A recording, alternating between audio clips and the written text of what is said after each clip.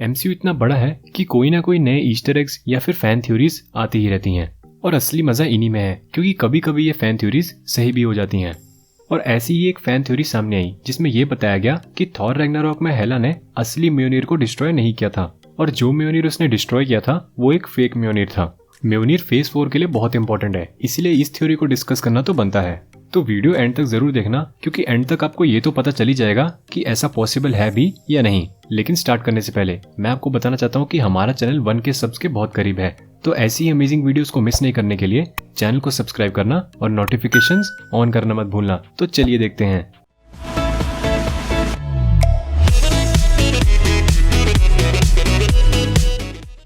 MCU phase 4 की शुरुआत black window से होगी जो कि हमें नवंबर में देखने को मिलेगी और ब्लैक विडो के बाद हमें काफी इंतजार करना पड़ेगा किसी भी ओरिजिनल एवेंजर को एमसीयू की मूवी में देखने के लिए। और ये इंतजार थॉर लव एंड थंडर के साथ ही खत्म होगा जो कि 2022 में रिलीज होने वाली है। म्योनिर थॉर का बस एक वेपन ही नहीं है, म्योनिर एक इमोशन है और म्योनिर की इंपॉर्टेंस मार्वल फेज 4 में भी बहुत ज्यादा है क्योंकि जैसा हम जानते हैं थॉर लव एंड थंडर में हमें बीटा रे बिल और लेडी थॉर जिसका रोल नैटली पोर्टमैन प्ले कर रही हैं देखने को मिल सकते हैं। लेकिन सबसे बड़ा सवाल ये उठता है कि एवेंजर्स एंड गेम के बाद जैसा कि हमने देखा था कैप्टन ने पास्ट में जाके म्योनिर को उसकी सही जगह पे रख दिया था और एमसीयू की मेन टाइमलाइन में तो पहले से ही हेला ने म्योनिर को डिस्ट्रॉय कर दिया है।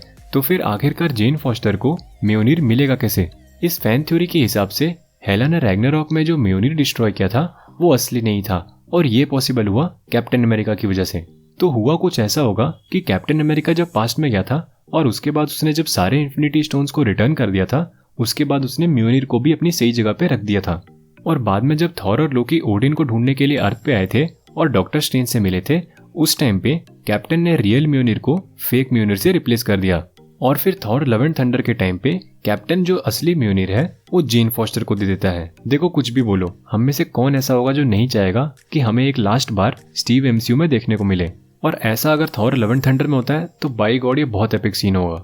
लेकिन दोस्तों थोड़ा रियलिटी में आ जाते हैं। सुनने में तो ये थ्योरी बहुत अच्छी लगती है लेकिन ऐसा होना मुश्किल है, काफी मुश्किल है क्योंकि पहली बात तो क्रिस एवंस मूव ऑन कर चुके हैं और उन्हें फिर से स्टीव रॉजर्स का रोल प्ले करने के लिए मनाना आसान नहीं होगा। वैसे वो पहली बार में ही बहुत मुश्किल से माने थे। अगर आप कैप्टन अमेरिका के बारे में ऐसे ही अननोन फैक्ट जानना चाहते हैं तो उसका लिंक मैंने आई बटन में दे दिया है, आप सही में ये मिस नहीं करना चाहोगे। और हमें ये नहीं भूलना चाहिए कि ये भी एक पॉसिबिलिटी है कि शायद से Thor love and thunder Thor की आखिरी मूवी हो एमसीयू में। तो अगर इस मूवी में कैप्टन कैमियो करते हैं तो फिर थॉर से फोकस हटके कैप्टन पे चला जाएगा जो कि सही नहीं होगा। चलो हम मान भी लेते हैं कि क्रिस एवंस एक आखिरी बार स्टीव रॉजर्स का रोल प्ले करने के लिए तैयार हो जाते हैं, लेकिन फिर भी इस थ्योरी में काफी प्लॉट होल्स हैं। पहले आप ये वाला सीन देखो।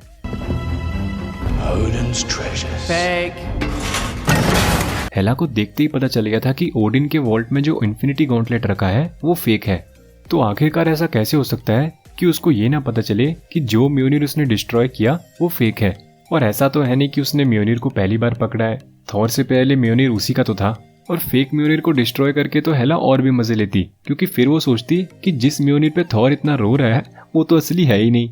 और इस प्लॉट होल को कवर अप करने के लिए मूवी में हेला को काफी रेफरेंसेस और साथ ही साथ स्क्रीन टाइम भी देना पड़ेगा जो कि फिलहाल तो काफी मुश्किल लग रहा है और ऐसा कोई हिंट मार्वल ने हमें अब तक दिया भी नहीं है। और सोचो जरा, अगर सिंपली स्टीव जाके जेन फॉस्टर को म्योनिर दे देता है तो ये एक अच्छा तरीका नहीं होगा गॉडेस ऑफ थंडर को एमसीयू में इंट्रोड्यूस करने का, क्योंकि कहते हैं ना कि जो चीज अर्न करके मिलती है उसका मजा अलग ही होता है। और जेन फॉस्टर के लिए भी यही बेस्ट होगा कि वो म्योनिर को अर्न करे।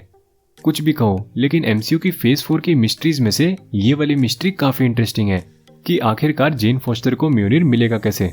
और ये देखना भी इंटरेस्टिंग होगा कि आखिरकार मार्वल वाले गॉडेस ऑफ थंडर को एमसीयू में कैसे इंट्रोड्यूस करते हैं।